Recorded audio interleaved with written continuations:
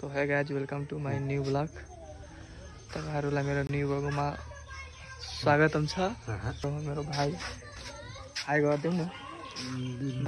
भाइ लास्ट डेला जाँदै हुनुहुन्छ। भाइ हिजो भन्नाले टाक्ला हुनुभयो, किन भन्दै त्यो त थाहा छैन, पोस्ट गरिदिनु। तर यो जे होस् हेर्नु कति राम्रो छ भाइको टाक्ला।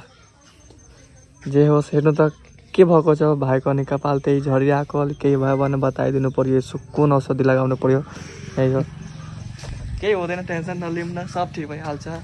यो मेरो हाम्रो गाउँको भ्यू हेरिदिउँ न। गाउँ यो मेरो साइकल, सबभन्दा पुरानो साइकल। म पहिला के अरे 2 क्लासमा पढ्दाखेरि यो साइकल मैले किनेको। अहिले म कति 12 क्लासमै हो भन्नाले 7-8 वर्ष जति भएको होला होइन। जे होस् अहिलेसम्म छन् ठिकै हो। अनि मेरो बसन्ती हो, मेरो सबै कुरा हो। म हिजो साथीको कोठाबाट आएको भन्नाले साथीको घरबाट आएको। आफ्नो घरमा दीपावली छ नि त, अब दीपावलीको सरसफाइ गर्नु पर्यो नि, त्यही भएर आउनु म। अनि हो मेरो भाइ। अनि म आउँदाखेरि मेरो भाइ मसँग भेट्न आउनुभयो, मसँग सुत्यो। आफ्नै भाइ हो, अरूको होइन, अरूको नसोच्नु, आफ्नो भाइ हो। अनि यो मेरो कल। अनि के अरे काठमाडौँतिर त यस्तो हुँदैन, तर यहाँ सब मिल्छ हेर्नले होइन। काठमाडौँतिर यस्तो हुँदैन, यहाँ सब हेर्न मिल्छ। काठमाडौँभन्दा जे होस् राम्रो हुन्छ गाउँतिर, रमाइलो पनि एकदमै रमाइलो हुन्छ। तपाईँहरू पनि आउनु मेरो घरतिर, अनि यस्तै रमाइलो गर्नु।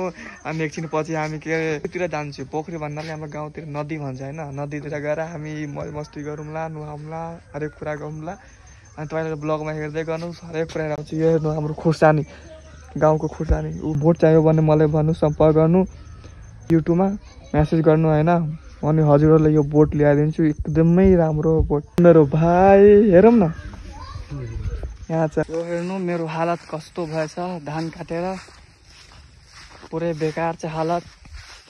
अनि यो भाइले मत छ, यसलाई केही गर्नु पर्दैन, तर मलाई गाउँमा आएर गर्नुपर्छ। ल बोतल झऱ्यो, मलाई आएर गर्नुपर्छ यस्तो यस्तो कामहरू होइन।